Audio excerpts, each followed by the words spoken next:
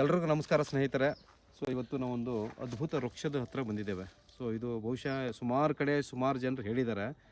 So ಇದನ್ನು ನಾವು ಯಾವ ಕಾಯಿಲೆಗೆ ಬಳಸ್ಬೋದು ಮತ್ತು ಬಳಸೋದ್ರಿಂದ ನಮ್ಗೆ ಏನೇನು ಲಾಭ ಆಗುತ್ತೆ, ಸೊ ಅದಕ್ಕೆ ಗಿಡಕ್ಕೇನು ತೊಂದರೆ ಕೊಡದೇ ಇರತಕ್ಕಂಥ ವನಸ್ಪತಿ ಇದು. ಸೊ ವನಸ್ಪತಿ ಅಂದರೆ ಏನು ಅಂತಂದರೆ, ಕೆಲವು ಹೂಗಳಾಗ್ದೇ ಕಾಯಿ ಆಗ್ತಾವಂತ, ಅಂದರೆ ಕಾಂಡದಲ್ಲಿ ಬೆಳಿತೇವೆ. ಈಗ ಹತ್ತಿ ಮರ ಆಗಿರ್ಬೋದು, ಆಲದ ಮರ ಆಗಿರ್ಬೋದು, ಅರಳಿ ಮರ ಆಗಿರ್ಬೋದು, ಈ ಥರದವೆಲ್ಲ ಇವಕ್ಕೆ ವನಸ್ಪತಿಗಳಂತಾರೆ. ಸೊ ಅದ್ಭುತ ಔಷಧಿ ಗುಣಗಳು ಇವು ಇರ್ತವೆ, ಇವು ಪೂಜನೀಯವಾದಂಥವು. ಸೊ ಈ ಹತ್ತಿ ಮರದ ಹತ್ರ ನಿಂತಿದ್ದೀವಿ, ನೀವು ಬಹುಶಃ ಕಾಣಿಸ್ತಾ ಇರಬೇಕು. ಸುಮಾರು ನಮಗೆ ಈ ಕಾಯಿಗಳೆಲ್ಲ ಆಗಿದ್ದಾವೆ, ಹತ್ತಿ ಮರದ ಕಾಯಿಗಳು.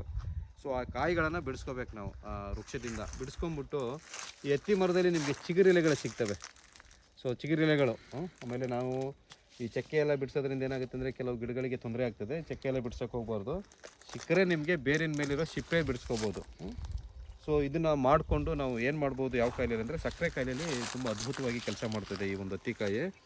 ಆಮೇಲೆ ಇದನ್ನು ಯಾವ ರೀತಿ ಬಳಸಬೇಕು ಅಂದರೆ, ಸುಮಾರು ಈ ಥರದ ಹತ್ತಿಕಾಯಿಗಳನ್ನು ನಾವು ನೆರಳಲ್ಲಿ ಹಾಕ್ಕೊಂಡು ಒಣಗಿಸ್ಕೋಬೇಕು. ಸುಮಾರು ಒಂದು 15-20 ದಿನ ಹಾಕಿದಾಗ ಏನಾಗುತ್ತೆ, ಕ್ಲೀನಾಗಿ ಒಣಗುತ್ತೆ. ಇದು ಒಣಗಿದ ಮೇಲೆ ನಾವು ಕುಟ್ಟಿ ವಸ್ತ್ರಗಾಳಿತ ಚೂರ್ಣ ಮಾಡ್ಕೋಬೇಕು. ಅಂದರೆ ಚೆನ್ನಾಗಿ ಕುಟ್ಬಿಟ್ಟಿದ್ದನ್ನ ಈ ಎಲೆ ಕುಡಿನ ಅಥವಾ ಬೇರಿನ ಮೇಲಿನ ಸಿಪ್ಪೆನ ಈ ವಸ್ತ್ರಗಾಳಿನ ಚೂರ್ಣ ಮಾಡ್ಕೊಂಡು ಏನು ಮಾಡಬೇಕಂದ್ರೆ, ನಿತ್ಯ ಬೆಳಗ್ಗೆ ಒಂದು 3/4 ಸ್ಪೂನ್ 1 ಸ್ಪೂನಷ್ಟು ಬಿಸಿ ನೀರಿಗೆ ಹಾಕಿ ಕುಡಿಬೇಕು. ಹಾಗೆ ರಾತ್ರಿ ಮಲಗಬೇಕಾದ್ರೆ ಒಂದ್ಸರಿ.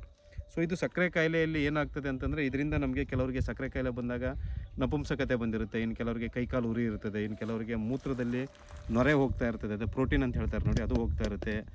ಸುಮಾರು ಜನಕ್ಕೆ ಕಣ್ಣಿನ ದೃಷ್ಟಿ ಪ್ರಾಬ್ಲಮ್ ಆಗಿರುತ್ತೆ, ಕೆಲವರಿಗೆ ಹೊಟ್ಟೆ ಚೆನ್ನಾಗಿ ಹಸಿತಾ ಇರೋದಿಲ್ಲ, ಮೋಷನ್ ಕ್ಲೀನಾಗಿ ಆಗ್ತಾ ಇರೋದಿಲ್ಲ. ಅಜೀರ್ಣದಿಂದ ಬಂದಿರತಕ್ಕಂಥ ಕಾಯಿಲೆ ಇದು, ಯಾವುದು ಸಕ್ಕರೆ ಕಾಯಿಲೆ.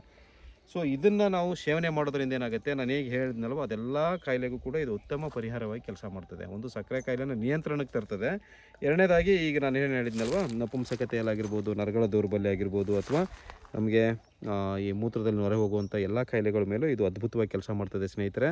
ಸೊ ಈ ಹತ್ತಿ ಮರ ಅನ್ನೋದು ಒಂದು ಅದ್ಭುತವಾದಂಥ ವೃಕ್ಷ. ಇದನ್ನು ಬಳಸ್ಕೊಂಡು ಸಕ್ಕರೆ ಕಾಯಿಲೆನ ನಿಯಂತ್ರಣದಲ್ಲಿ ಇಟ್ಕೊಳ್ಳಿ. ಇದು ಒಂದು ಭಾಗ.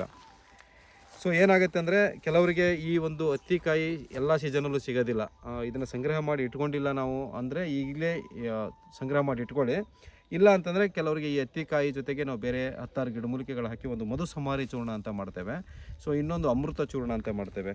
ಸೊ ಅವೆರಡೂ ಚೂರ್ಣನ ಸೇಮ್ ಇದೇ ಥರ ಬೆಳಗ್ಗೆ ಒಂದು ಟೈಮು, ರಾತ್ರಿ ಮಲಗಬೇಕು ಒಂದು ಟೈಮು, ಬಿಸಿ ನೀರಲ್ಲಿ ಒಂದು 5-5 ಗ್ರಾಮ್ ಸೇವನೆ ಮಾಡ್ತಾ ಬಂದರೆ ಈ ಕೈಕಾಲು ಉರಿ ಬರುವಂಥದ್ದು, ಈ ಸಕ್ಕರೆ ಕಾಯಿಲೆ ಕೈಕಾಲು ಉರಿ ಬರುವಂಥದ್ದು ನಿಂತು ಸಕ್ಕರೆ ಕಾಯಿಲೆ ಕಡಿಮೆ ಆಗೋದ್ರ ಜೊತೆಗೆ ಸ್ವಲ್ಪ ಶರೀರದಲ್ಲಿ ನವ ಚೈತನ್ಯ ಮತ್ತು ಅಜೀರ್ಣದ ಸಮಸ್ಯೆ ಮತ್ತು ಮಲಬದ್ಧತೆ, ಶರೀರದಲ್ಲಿ ಚೈತನ್ಯ ಎಲ್ಲ ಬರುತ್ತೆ ಅಂತ ಹೇಳ್ತೇನೆ ಸ್ನೇಹಿತರೆ. ಸೊ ನಿಮ್ಗೇನಾದ್ರು ಅದರದ್ದು ಅವಶ್ಯಕತೆ ಇದ್ದರೆ, ಇದನ್ನು ನಮ್ಮ ಕೈಯಿಂದ ಮಾಡ್ಕೊಳ್ಳೋಕ್ಕೆ ಆಗಲ್ಲ ಕಾರಣಾಂತರಗಳಿಂದ, ನಮಗೆ ಬೇಕು ಅಂತಂದರೆ ನೀವು ಇದೇ ಕೆಳಗಡೆ ತೋರಿಸ್ತಕ್ಕಂಥ ನಂಬರ್ಗೆ ನೀವು ಕರೆ ಮಾಡಿ ಆ ಒಂದು ಚೂರ್ಣವನ್ನು ಬಳಸಿ ನಿಮ್ಮ ಸಕ್ಕರೆ ಕಾಯಿಲೆಯಿಂದ ಬರ್ತಕ್ಕಂಥ ಸೈಡ್ ಎಫೆಕ್ಟ್ಗಳನ್ನು ಮತ್ತು ಸಕ್ಕರೆ ಕಾಯಿಲೆಯನ್ನು ನಿಯಂತ್ರಣದಲ್ಲಿ ಇಟ್ಕೊಳ್ಳಿ ಅಂತ ಹೇಳ್ತಾ ಈ ಒಂದು ಸಂಚಿಕೆಯನ್ನು ಇಲ್ಲಿಗೆ ಮುಗಿಸೋಣ ಸ್ನೇಹಿತರೆ. ಎಲ್ಲರಿಗೂ ನಮಸ್ಕಾರ.